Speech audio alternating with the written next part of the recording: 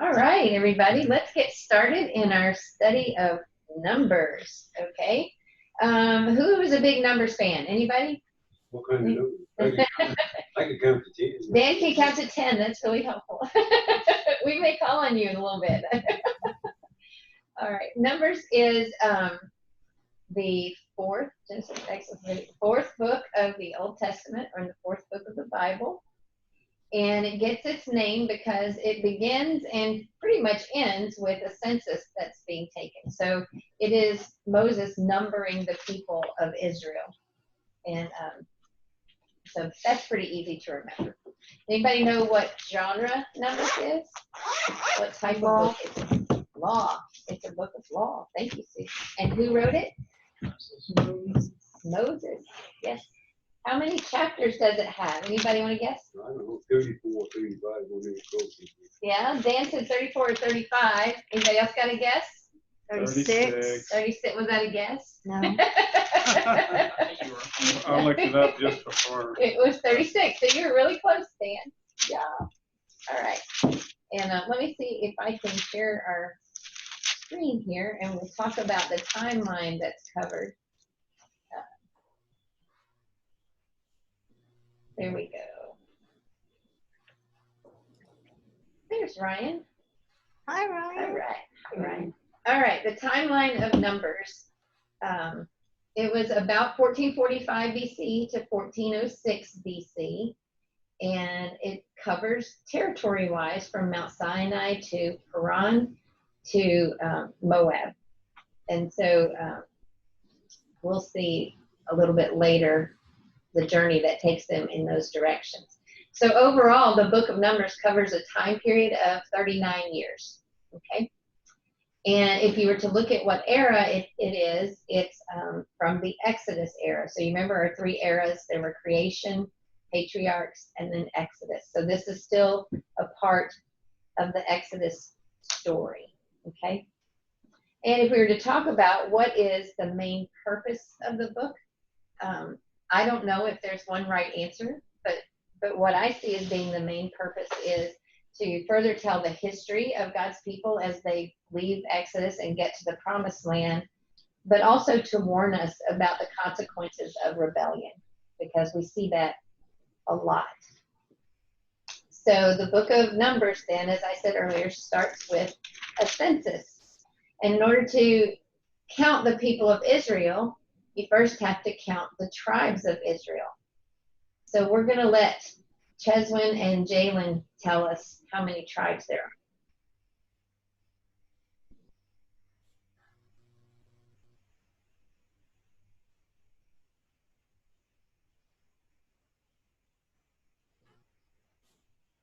Very good. There's 12 tribes of Israel, right?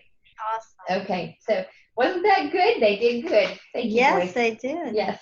All right. So when you look in Numbers at how the census is taken, it's all done according to those 12 tribes. All right. And the census started because they're getting ready to move. They were going to move away from Mount Sinai. And so God wanted to count not everybody. Does anybody know who he counted? The men? The men. Yeah. And actually he counted men who were 21 and over. All right. So he didn't count the men who were under, he didn't tell them to count the men who were under 21. Why do you think he wanted them to know how many men 21 and over there were? Anybody got an idea? Were they the ones of fighting age? Yes, yes. And so as they're moving towards the promised land, God already knows that they're going to be encountering people and armies and all of that. And so it's about enlisting or knowing how many people there are that can fight those armies.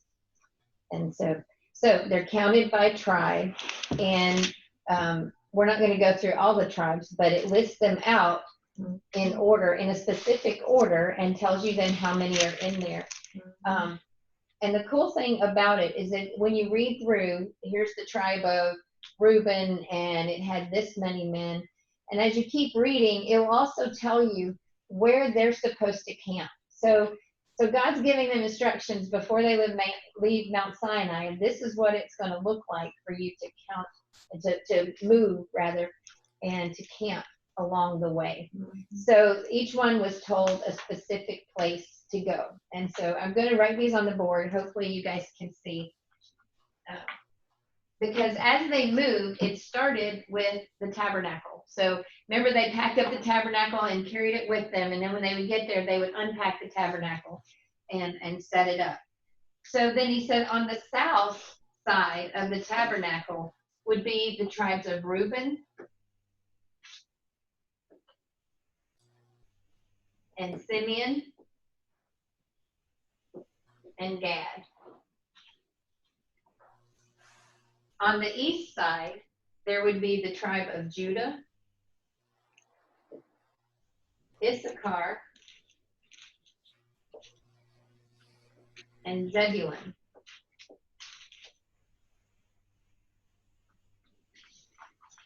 On the west side, you would have Ephraim,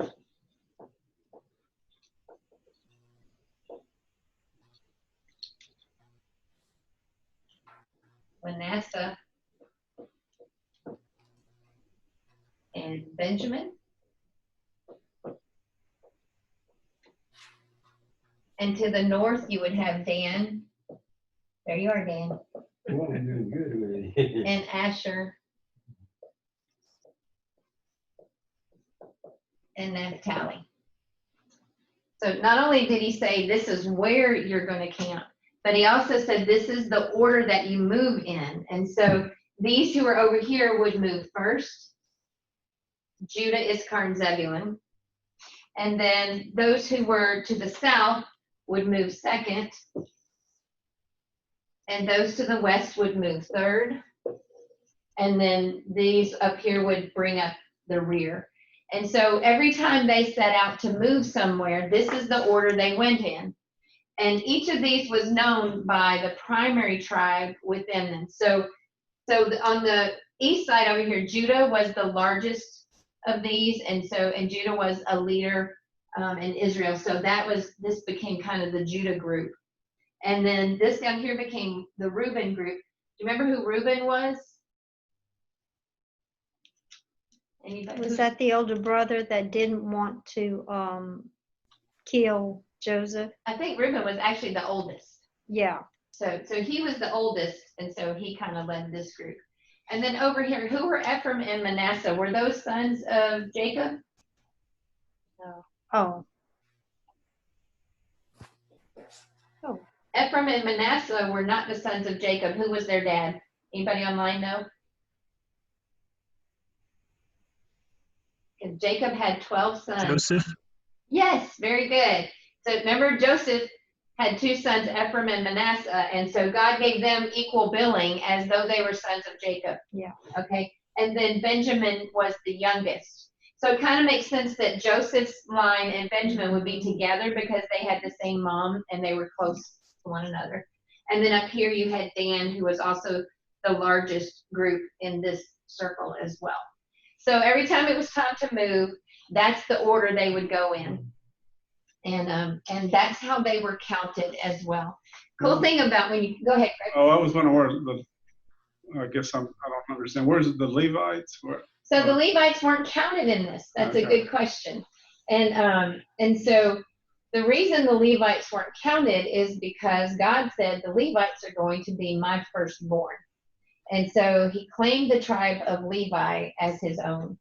And we'll see that in just a minute where they end up on the circle as well. Okay. So Levi came out and Ephraim and Manasseh came in, and that's why it's still 12. Okay. All right. So how many Israelites were there in total? Let me ask the boys. Let me see if I can. No, not that one. We already did that.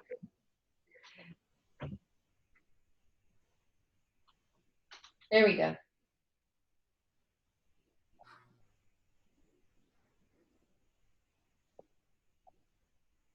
Do you think there was a billion or a trillion?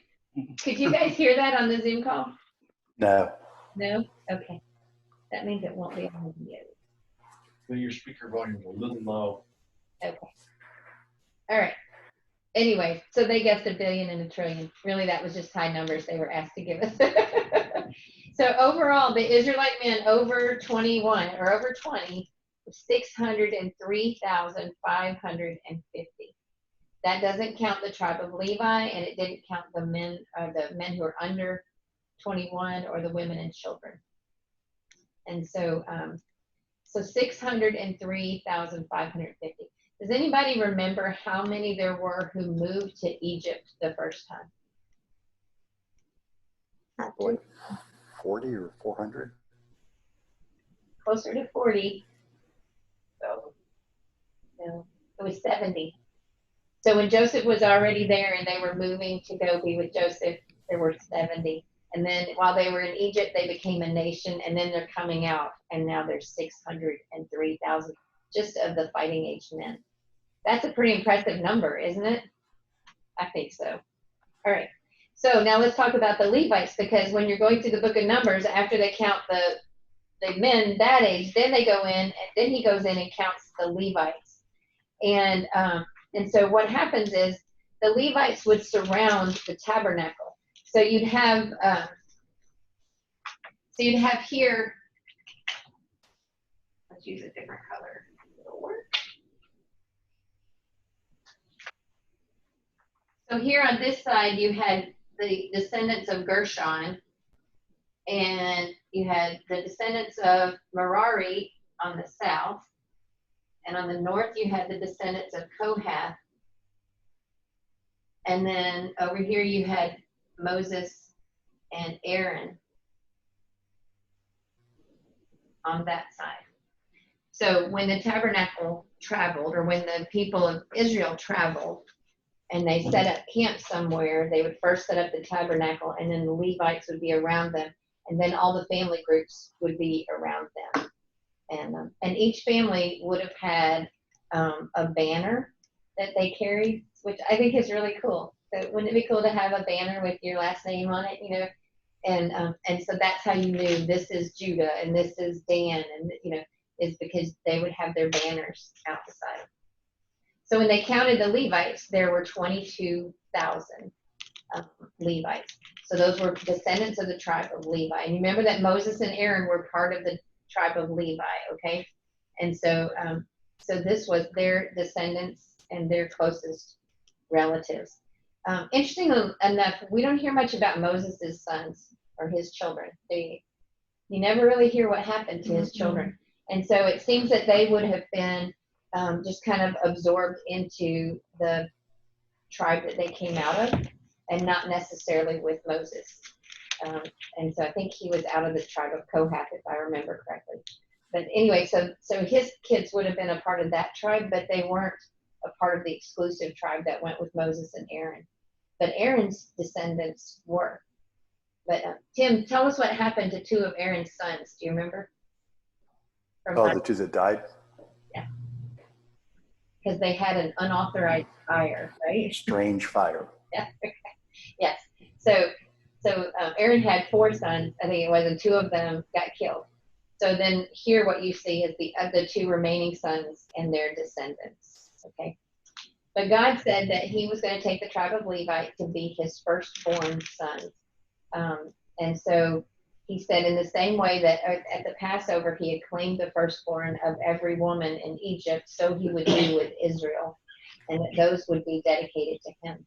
But rather than take the firstborn of all the 12 tribes, he instead took the tribe of Levi and considered them his firstborn. And so there was actually a difference. If you counted up the firstborn and all of the tribe, it came to 22,273. And the tribe of Levi, or the Levites, there were only 22,000. So they made restitution for the extra 273. There they collected restitution for those to call it even. And so isn't that a strange transaction? Yeah. Yeah. Numbers 8 verse 16 says, they are the Israelites who are to be given wholly to me. I have taken them as my own in place of the firstborn, the first male offspring from every Israelite woman. And so when they counted the Levite, they counted males only, but from 1 month and up. So even the boys were counted in that total. And then they were assigned tasks. So the Levites especially were in charge of the tabernacle, and each of the different groups had different parts that they were in charge of. So the Gershonite clan carried the curtains, ropes, and that kind of thing. The Merarite clan carried the frames, crossbars, and posts. And the Kohathites were the ones who carried the articles of the tabernacle, which was really dangerous. Why would that have been a dangerous job to carry the articles that went in the tabernacle? You might get killed. Yeah, you do something wrong. Yeah. Yeah, if you touch it, you would get killed. So, but they all worked under Moses and Aaron's sons. And so, like, when it was time to move, Aaron and his sons would come in and cover everything so that the Kohathites could come in and get it without touching it. So, and they were also the ones that directed their work and that kind of thing. So then that takes up like the first 4 or 5 chapters of Numbers, is just describing, counting everybody and talking about who's responsible for what and how are you going to move. And then they added, there's some other laws that are added, like if somebody had an infectious disease, they had to leave the camp, and how to make restitutions for wrongs, and what the test was for an unfaithful wife, and how to take a Nazirite vow. Have you heard of Nazirite vows? Has anybody heard of that before? Mhm. Yeah. I didn't know that that was for men and women, so women could take a Nazirite vow as well. You did, though, you weren't allowed to cut your hair or touch a dead body or drink or eat anything grape. And so those were some of the restrictions there. Now, when you come to number 6, Moses utters a blessing over the people. I wondered if somebody could read that for me. Number 6, verses 24 through 26. Dan, are you there? 24 to 26. Yeah. Yeah, let's hear it. May, whatever that name is. Hey, what is it? Arab or something. Just skip the name. Well, I'm English teacher. No, I don't think he's in the right No, place. are you in the I don't 6? think so. No. Okay, make sure you're in chapter 6, verse 24. It starts with the Lord bless you. Bless you and protect you.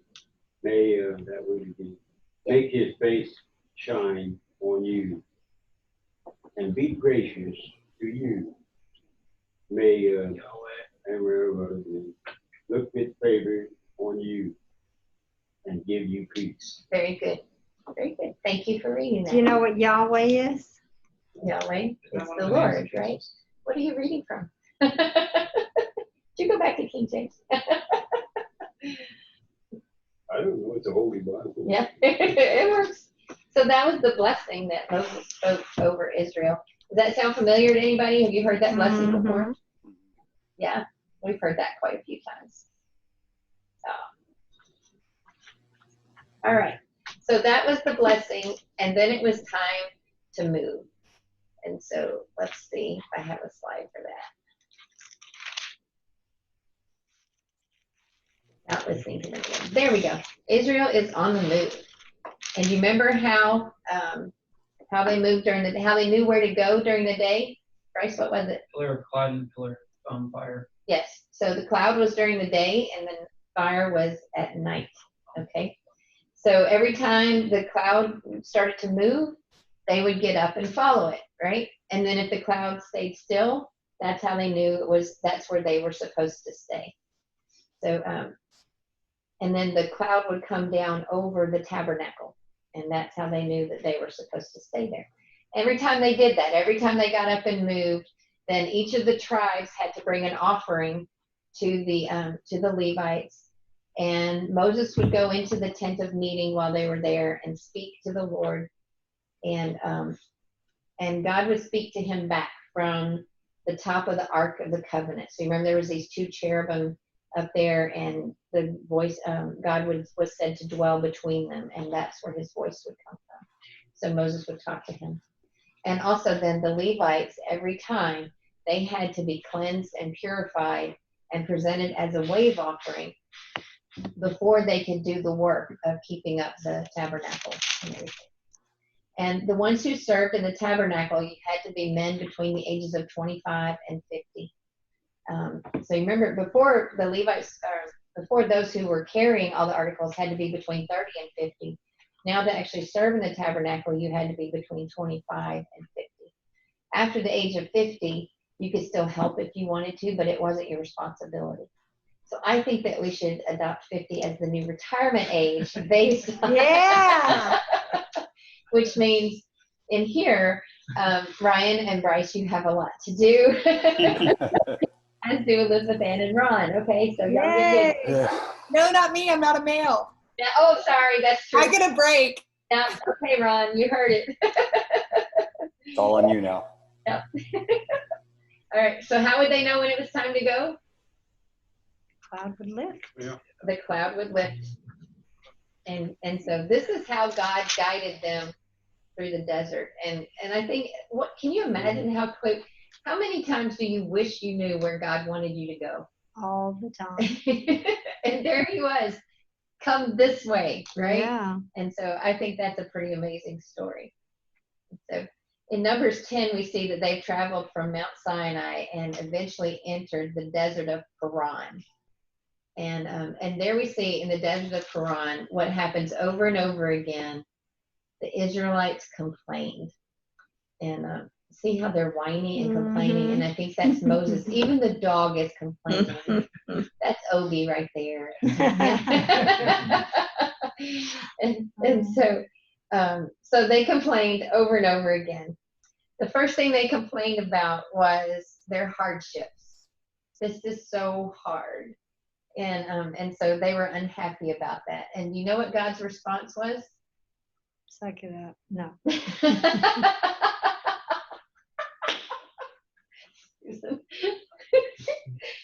God sent a fire, a holy fire, and it came around the edges of the camp and actually consumed some of the people. So people died in the fire. Kind of the same after they thing. complained. I know, right? And then they complained again. Anybody want to guess what this complaint was about? They wanted meat. Yes? Okay. Very cool. So here's our class participation time. If We you all get to go steaks. yes, Everybody have a steak. I take quail, you know. So here's your question. If you could only eat one food, what would it be? Chicken. Chicken. Chicken. Bryce's chicken. Ever? Chick-fil-A. Chick-fil-A. So a specific chicken, okay? Yeah. God's chicken. Yeah, that's what Ryan said. The Lord. Yeah. Anybody else have a different answer? Jennifer, I think we were talking about that, weren't we? Was it you and I that were talking about that? Ask the question and then didn't know the answer. I don't remember. Okay. Fairly certain she would be steak. Yeah. Did you okay? Anybody else? I think quail would be good. You think quail would be good? Forever? Kind of like chicken. Every day. One food, only one food. Yeah. So close to chicken. See, I feel really bad. I picked bananas. How about ice cream? Oh, ice cream. Yes, that's a great answer.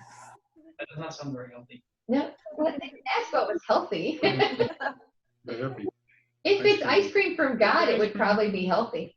Yeah. In that case, I'm going with pizza. Okay, Ryan's I going with was pizza. thinking pizza. Yeah, you too, Greg. Still chicken. Well, I might not Yeah, feel mine's good. still like that. Oh, Ryan, you almost eat pizza every day anyway, don't you? Okay. Yeah. Crab stuffed shrimp. Okay. Shrimp stuffed crab. Something like that. There you Yeah. go. All right. What about you, Wayne? Anything, One thing, every day, Anything. forever. whatever. Well, Well, for 40 Well, years. Well, I guess I'd say venison. Yeah. I'm here. Okay. Venison. That's a good answer. That's actually what they did for Thanksgiving, so good meat. Okay, good choice. Alan? Cow. Cow? Just There's a lot of variety in a cow. Because you can do salmon, smoked salmon, That's why I chose chicken. salmon Right. salad, salmon. Anybody else got a different answer? Nobody said chocolate. Chocolate ice cream. I don't Yeah. know. But Jennifer kind of did. She said ice cream. To her, that's synonymous with chocolate ice cream. Got the chocolate. Good to know. All right. So how can you imagine how you would feel though if that was the only thing you ate for 30 days? I could do it. Yeah. I can do it. Yeah. Easily. I was always afraid to get a job at Baskin Robbins because I was afraid that after working there I wouldn't like ice cream anymore. But I did work at Crystal and I still like Crystals, just so you know. Right, Greg? Yeah, I love crystals. Yeah. It's very nutritious. But I don't know if I can eat crystals for 30 days. No, right. one day in a row is plenty. So anyway, what had the Israelites been eating up until that point? Manna. And So they were getting tired of the manna already, and they were saying, "Oh man, if only we could have meat." And at this point, it just kind of pushes Moses off the edge, I think, a little bit. And so Moses says, "I can't handle this anymore." He says, "I can't carry these people by myself. Where am I going to get meat for them?" You know, and so kill me now. He doesn't say it that way, but he says, you know, if this is going to be my lot in life, just go ahead and end it now because I just can't handle all these people complaining all the time. And I thought it was really interesting because he's trying to figure out how to find meat for all these people. And who's going to find the meat for the people? God. Yes, thank you. Sunny school answer. Yes. God's going to find the meat, but he's all uptight about it. But God says, okay, pick 70 elders and bring them together and I will share my spirit with them. And so that's what happened. He called the elders in and actually God shared his spirit with those elders so that they could help carry the burden that Moses was carrying. And it says that they prophesied at that time. Prophesying, the way we interpret it, is to speak on behalf of God. And so because God's spirit was on them, they were able to do that and to take care of people. And then God sent quail. But he said, okay, I'm going to give you meat. I'm going to give you some quail, but I'm going to give it to you until you're sick of it and until it feels like it's coming out your nose. And that's what he said. I know, right? And so they got quail, and then they got a plague because of the quail. So God sent a plague because he was so incensed at their selfishness and that they didn't appreciate what God was doing for them. And so he was angry. Okay, so first complaint was hardship, second was the food, and third happened within Moses's own family when his brother and sister started grumbling against him. Anybody ever have a little sibling rivalry going on? Why does dad like him better than me? Okay, so Moses, so Miriam and Aaron are talking back and forth, and they're like, you know, he married a Cushite woman, and that wasn't cool. And God speaks to us too. And so I think that we should be in charge as well. And then does anybody know what happened to Miriam as a result of that? She had leprosy. Yeah, she. So God gave her leprosy, and that was upsetting to Moses and to Aaron as well because they loved her, right? And so Moses pleaded with God to take the leprosy away. And before he would do that, she had to go and leave the camp for 7 days and be outside away from the people before she could come back and be healed. So God gets a little ticked off when people are complaining, doesn't he? And I'm sure that they learned that they should never complain again, right? Yeah, right. Yeah. Yeah, right. Okay. So then, we got to go back to the slideshow. The next thing that happened was that God said, you need to send spies into Canaan. So let's see if we can hear how many spies they sent.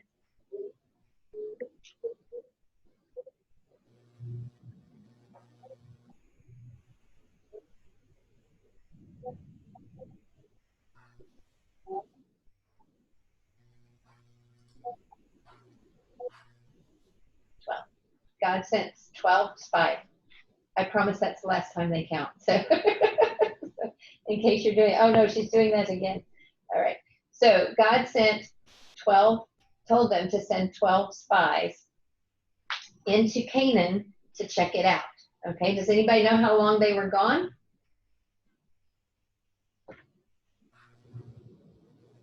Anybody want to take a guess? A week. No, good guess though. 40 days. Yes, 40 days. Isn't that funny how that number comes up a lot, right? Mhm. Aren't you glad I didn't have them count to 40? So the spies went over into Canaan, and that's because where they were camped was kind of on the southern side of it, and so they had a vantage point. And so Moses sent them off to explore what the land was like. And what kind of land was it? You remember any of the descriptions of the land? Was Rolling this with the milk place and with honey? like the really big grapes they had to carry on the stick? Yes. That's all I remember. There were grapes. The grapes were huge, and they brought Yeah. people had to carry a cluster of grapes. That's a pretty huge grapes, right? Yeah. And then what was it flowing with? Honey and Milk milk. and honey. Milk and honey. Honey and milk just sounds wrong. Yeah, it's milk. Those are Cheerios, right? Yes. So it was a land flowing with milk and honey. So anyway, it sounded like a great land that God was giving them. But not everybody thought that was a good idea. So what was the other description of the land that wasn't so great? There were giants. They were giants. Yes. And their cities were large and fortified too. So there was good news and there was bad news. And so have you ever noticed that when you're up against an enemy, how ginormous they must look, right? I don't know if they were actually giants. To me, it's more like if I was going to walk onto the Titans playing field, and I'm pretty sure everybody would seem like giants, don't you think? Mhm. And so that would be a little intimidating, wouldn't it? And but all of the spies said, let's go, let's do it. Is that right? No. No? What did they say? Started crying. Yeah. They started crying and complaining again. And so who were the spies that thought they should go? Does anybody remember that? Joshua and Caleb. Yes, Joshua and Caleb. All right. So Joshua and Caleb said, we can do it with God on our side. But the other 10 said, we can't attack them. They're stronger than us. And then chapter 14 tells the story about the Israelites joining the 10 spies in protesting. It says they raised their voices, they wept, and they grumbled against Moses and Aaron, saying, if only we had died in Egypt. And why did you bring us this far just to die? And so that was kind of a sad day. That was the rebellion of God's people.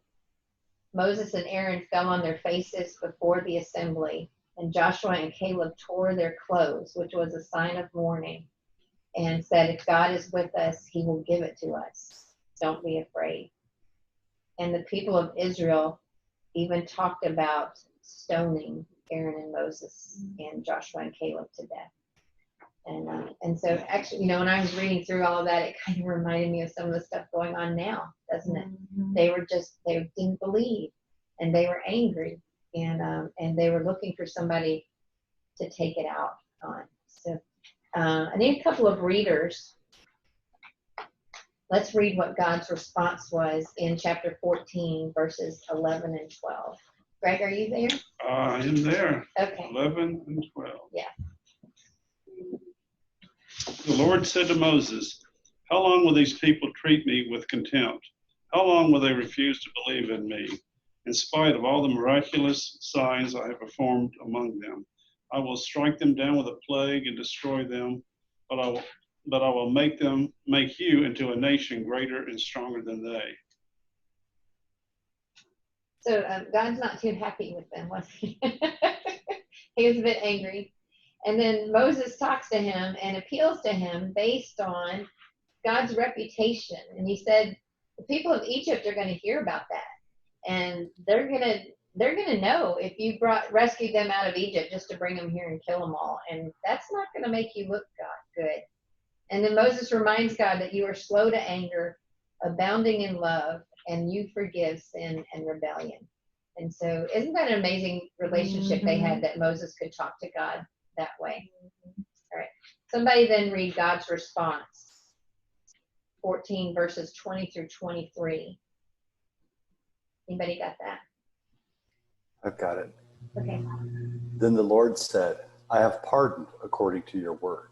But truly as I live, and as all the earth shall be filled with the glory of the Lord, none of the men who have seen my glory and my signs that I did in Egypt and in the wilderness, and yet have put me to the test these 10 times and have not obeyed my voice, shall see the land that I swore to give their fathers. And none of those who despised me shall see it. Thank you. So nobody who doubted is going to get to see the promised land. And then the 10 spies who doubted were all struck dead immediately. The rest of those who doubted would die over time as they wandered in the desert. And here's the weird part about this story, I think. It says that the Israelites mourned. They realized that they had doubted God and rebelled, and so they mourned. And then they said, let's go anyway. And so some of them headed out to go into the promised land without the cloud or the tabernacle, without Moses or the Levites. And they just decided to go take what God had promised them anyway. And they were defeated by the Amalekites and the Canaanites. And isn't that just sad? That even as God said, you can't rebel against me that way, they acted like they were sorry, but their actions showed otherwise, right? So that, and it's one thing to say that you're repentant. It's quite another thing to show it by your response. But they were still trying to take things into their own hands. And so you can read more about that in Numbers 14. So then chapter 15 starts with instructions for living in the new land. And it shares about offerings that they would bring, and about how to honor the Sabbath, and about the tassels that they were to wear. And the tassels they were to wear were supposed to remind them of God, to keep God's commands.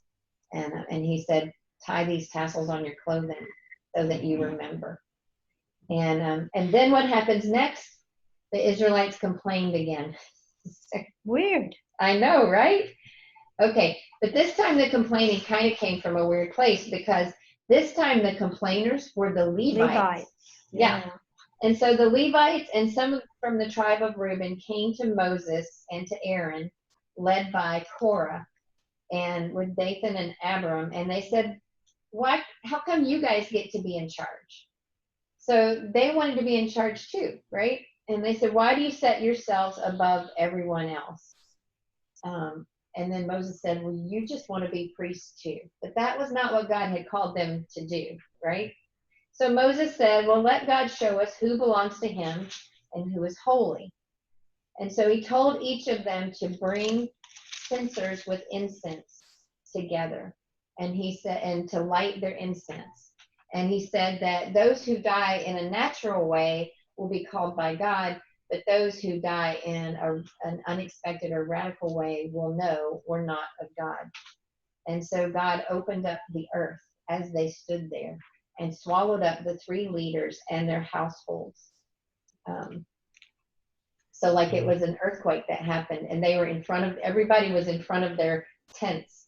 And then the ground just opened up and it swallowed up the rebellious people and their families, and even it says the little ones that were there, and all of their possessions as well. And then God sent a fire to consume the 250 who were offering incense that day. So I think God made it clear who he thought was in charge, right? But here's the thing that followed then. So that's how he responded to the Levites. And then the rest of the people got upset for Moses because they said that he had killed the Lord's people. So 14,700 people died from the plague that happened after that. And the plague didn't stop until Aaron brought incense for atonement. So God does not take rebellion lightly, does he? Nope. Yeah. After that, then Moses ordered the leaders from each of the tribe to bring a staff, and Aaron brought a staff as well. And the staffs were placed in the tabernacle overnight. And something crazy happened to Aaron's staff. I don't know if you can see it in this picture, but Aaron's staff actually sprouted buds and produced almonds overnight. So the next day when Moses went to get all the staffs, he came back out with 12 plus Aaron's, and all the 12 looked just the same, and Aaron's had turned into an almond branch. And so that was God's sign that these were the ones that he had put in charge. So notice how he's put the religious leaders in charge of the nation. So you don't have religious leaders on one hand and authorities on the other. They're all God's authority under the Levites. Yeah. And so this was God's way of saying, these are the ones I've chosen. And he told Moses to put Aaron's staff in front of the tent to stay there as a sign that this was who God had chosen to lead the people. And so God then goes on to say that priesthood is a gift, and he sets up the offerings that should be brought to the Levites. And this is how God took care of them. It was through the tithe of the people there. But also the Levites were called to tithe as well. And so I think that was important too. And then they arrived at Kadesh. And once there, Miriam died and was buried. And so now they're about halfway. If you remember the map that I showed at the very beginning, they've made it about halfway there. And guess what happens after that? Surely they won't complain again. Yeah, they complained again. Does anybody know why they were complaining? Why? Thirsty. They were thirsty. There was no water. And so once again, they asked the question, why did you bring us here just to die? They were thirsty. All right. Somebody read to me from chapter 20, verse 8. Bryce, you got it? Yes. Okay. This is what happened when Moses and Aaron went to God. Take the staff, and you and your brother Aaron gather the assembly together, speak to that rock before their eyes, and it will pour out its water. You will bring water out of the rock for the community so they and their livestock can drink. Okay, so what was he supposed to do? Smack a rock with a stick. Nope. What did it Oh, say? wait, no, not But smack that's a what rock he did. with a stick. Yeah. Yeah, what was he supposed to do? It was supposed to gather the assembly. And And- speak to the rock. Yes. Okay. All right. Then somebody read verses 9 through 11.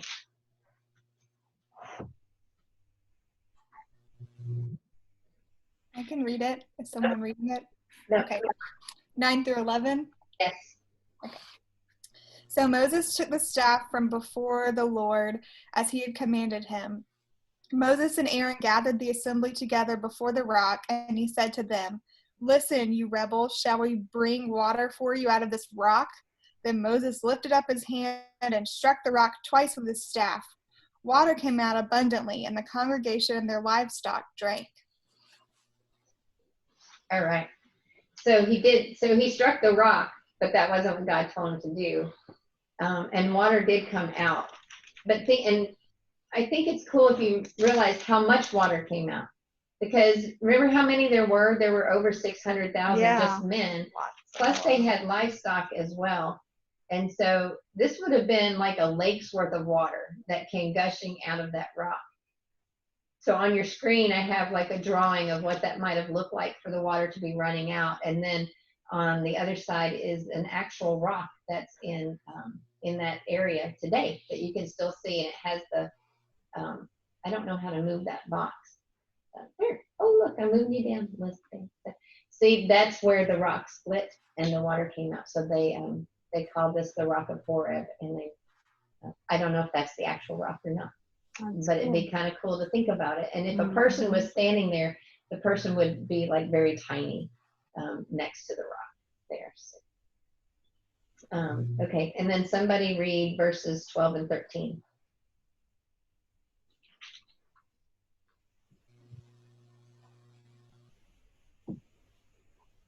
So go ahead, Tim. And the Lord said to Moses and Aaron, "Because you did not believe in me to to uphold me as holy in the eyes of the people of Israel. Therefore, you shall not bring this assembly into the land I have given. So that was the punishment for Moses, that he and Aaron, neither one would be able to go into the promised land because of his disobedience of God. And if you think about that, it wasn't just that he hid it. It was that he hid it and made it about him. Listen, you rebels, must we bring you water out of this rock? It wasn't him who did it, right? It was God. And so proof then that anybody can get a little too full of themselves for God. And so then they traveled on, and we're going to have to go faster because Alan has to leave at 8. He's taking his iPad with him. So as they traveled on, they went to Mount Hor, and that is where Aaron died at the age of 123. His son Eleazar became the new high priest. And then from there, they moved around Edom because the Edomites would not give them permission to come through their land towards the Red Sea. And yet again, there was more complaining. And this time they were complaining because there was no bread and no water. And they said, we detest this miserable food. And do you know what God sent then? More quail? No. He was a little Oh, a angry plague. this time. Yeah, he sent a plague. A plague. A plague. He Yeah. sent Snakes. snakes this time. They were venomous snakes. And so many of the people were bitten and died. And so the people went to Moses and said, we sinned, please pray for us. And Moses did. And then God told Moses to make a snake and put it on a pole. So he made this snake out of bronze. And if anyone was bitten, they could look at the snake and live. And so then they traveled on. And as they traveled, they defeated the armies of Canaan and Amorites and Bashan. And they were getting a reputation for being some pretty fierce warriors. And then this is where the story takes a familiar turn. And does anybody know who owned the donkey? Balaam. Balaam, yes. So from here we hear the story of Balaam. All right. Everybody familiar with the story of Balaam? Who was Balaam? He was a prophet, wasn't he? He was a prophet / sorcerer, right? So he was Hire. what? He was a prophet for hire. Yes, very good. Prophet for hire. But he did talk to God, but he wasn't an Israelite, Yeah. right? So there was this king Balak, who was the king of Moab, and he was worried about the Israelites. And so he sent for Balaam and said, bring that guy here so he could put a curse on the Israelites. So, and so Balaam, when he got there, said, I can't go unless I talk to the Lord about it first. And the Lord said, don't go. So he sent word back, I can't go. So then Balak sent back more messengers with more gold and said, you've got to come and curse these people. And Balaam said, well, I need to talk to God about it first. And so he talked to God about it, and God said, okay, you can go, but only do what I tell you to do. And that's when Balaam gets on his donkey to go with them. And so if I could have a reader read verses 21 through 31 from chapter 22, this is the familiar part of the story for us.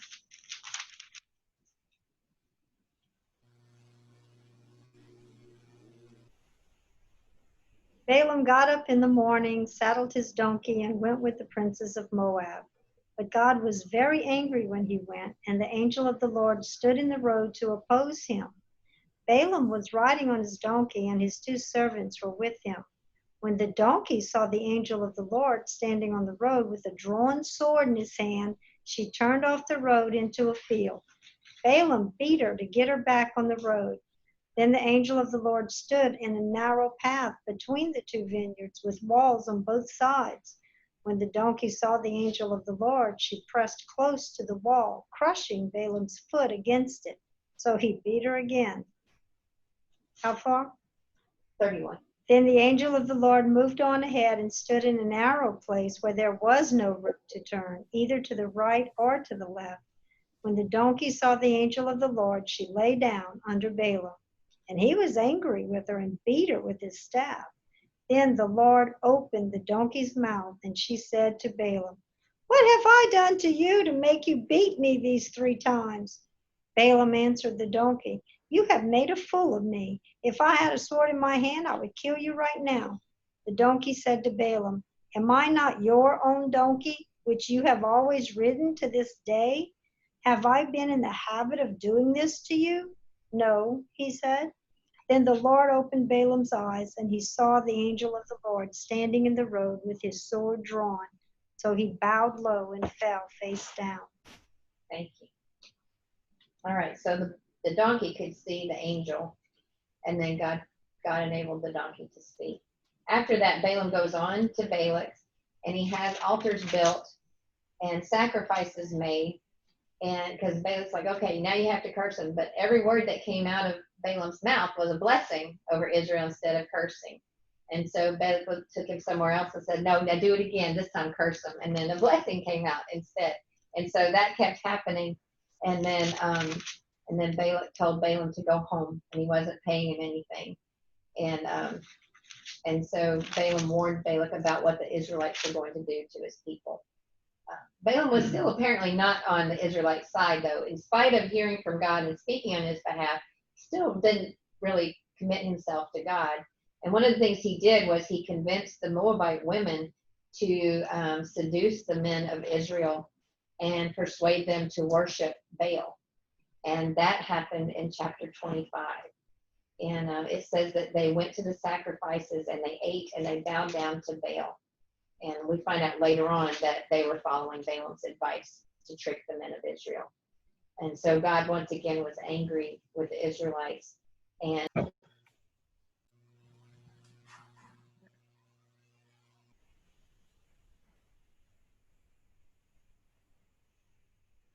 Oh, you're moving now. Yeah, but muted. Can't hear you.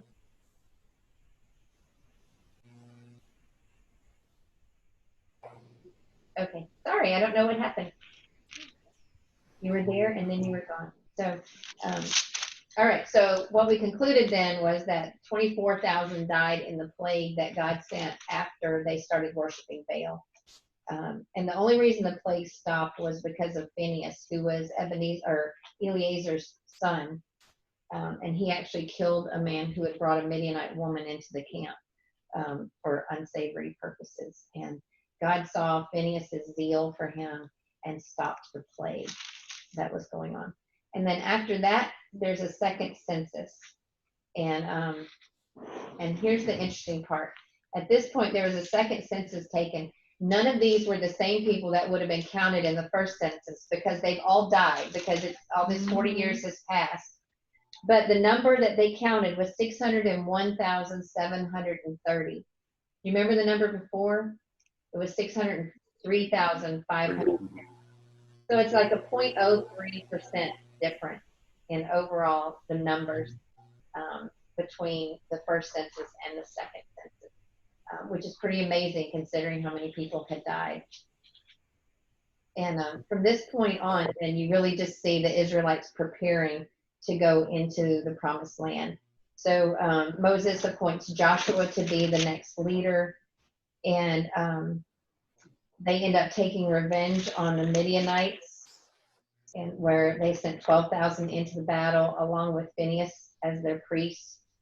And Reuben and Gad and half the tribe of Manasseh make an appeal to stay in the land of Gilead, which is on the east side of the Jordan River, because it was a great place for their flocks. And so they were allowed to do that as long as they promised to go and fight for the Israelites until they had all taken their land.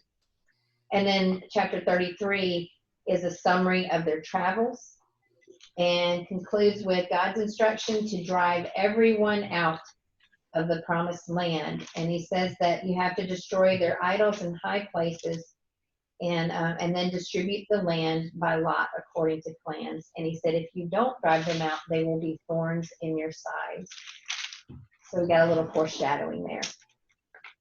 And then pretty much the book ends with the statement that these are the commands and regulations that the Lord gave through Moses to the Israelites on the plains of Moab by the Jordan across from Jericho. So that is the story of Numbers. There's a lot of stuff that happens in Numbers. Did you know all that happened in that book? Lots. I didn't either, and I skipped over a lot too. So what are some significant lessons? Anybody hear an important lesson in there? Don't rebel against Suck it God. up. Yeah. Yeah. Okay. Rebellion always has a consequence, doesn't it?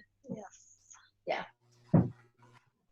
One of the things I learned was to watch your attitude, because dissatisfaction and skepticism can lead to grumbling about God and your circumstances. And after that comes bitterness and resentment. And after that comes rebellion and hostility. And so it all starts with your attitude. And so when they weren't just complaining, they were already deciding in their minds that they were unhappy and dissatisfied. And do you see how that carried them into destruction and separation from God? If I could have somebody else read from 1 Corinthians. Let me read it. I think I can do it quicker. Maybe I can do it quicker. Because here's the thing, when Paul is writing to the Corinthians, he talks about what we learned from the book of Numbers in chapter 10.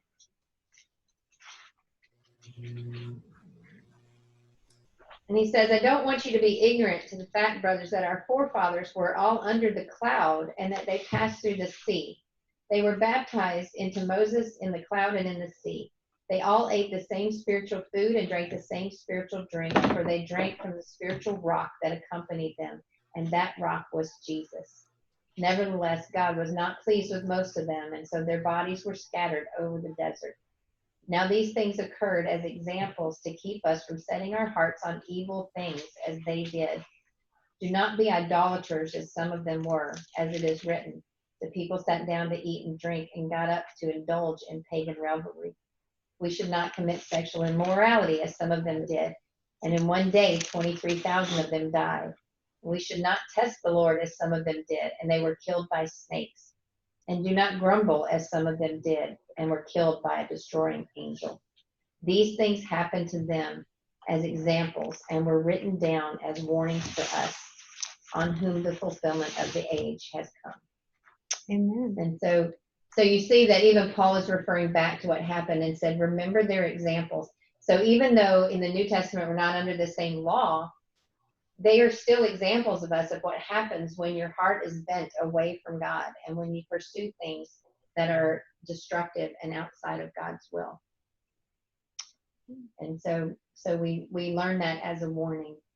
We also learn that God has the ability to do anything he says he will do. So if he says that he's going to take care of you, he will. And that his plan will be carried out even if a generation dies off. And I think that's the hope of Numbers, that we see that whole generation died in the desert, but God didn't change his plan. He still had a plan for his people. And that didn't stop because of the rebellion of one generation. And so to me, that's really encouraging. Any other thoughts? Lessons? Observations? Yeah, one observation. It said Moses was, earlier in the chapter, said Moses was the most humble man the world had ever seen, and then at the when he hit the rock with so he wasn't completely humble. He lost his humility, didn't he? But it's when it says that he was the most humble man, that's when people were accusing him of thinking he was all that. You know, why shouldn't we be in charge and who are you? And so, yeah. Where do you see Jesus in the book of Numbers?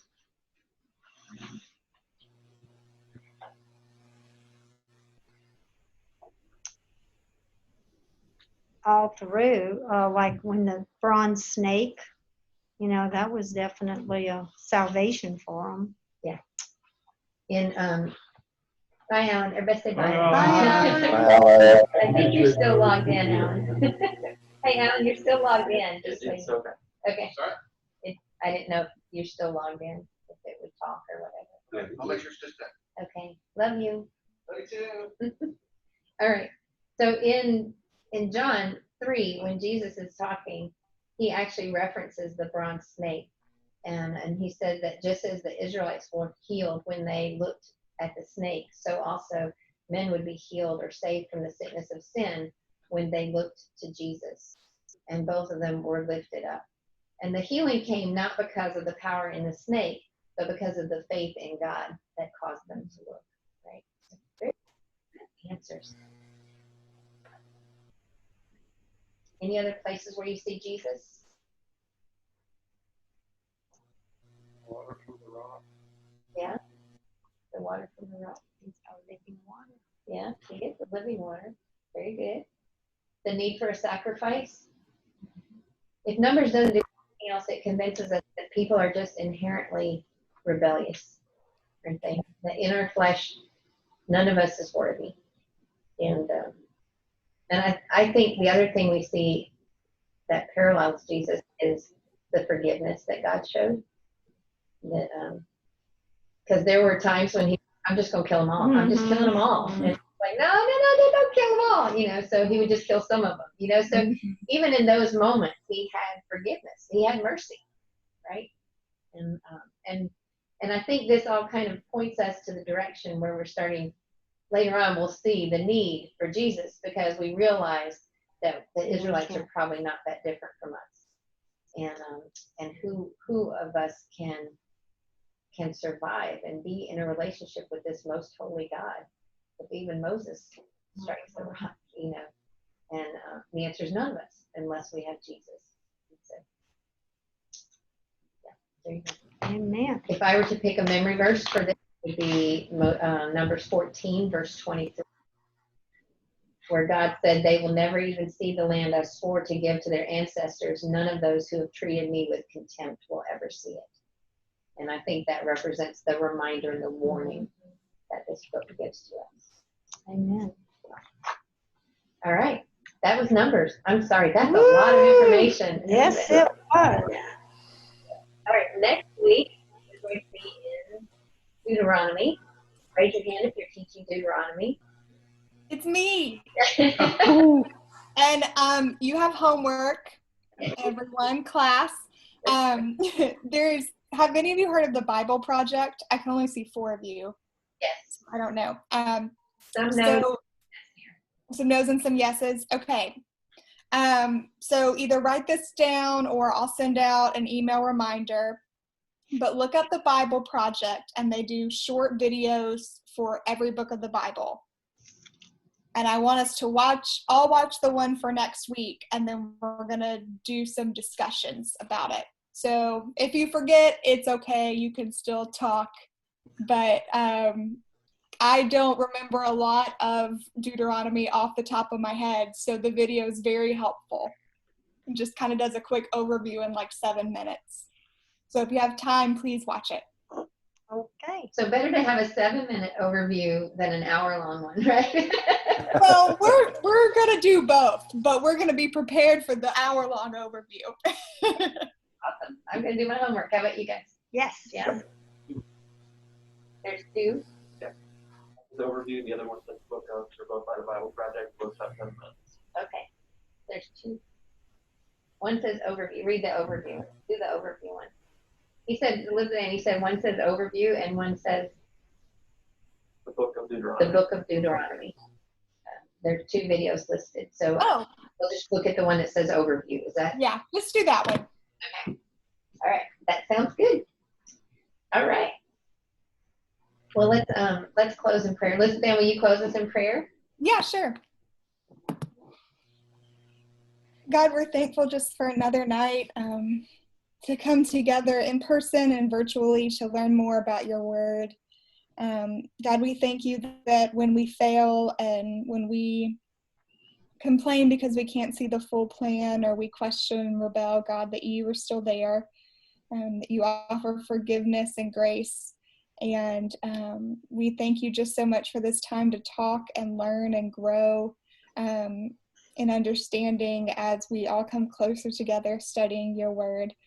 God, be with each of us as we go about the rest of our week. Keep us safe and healthy until we're back together again. It's in your son's name that we pray. Amen. Amen. Amen. All right. Thanks Bye, for coming, everybody. Bye. Bye. Bye. They can't see.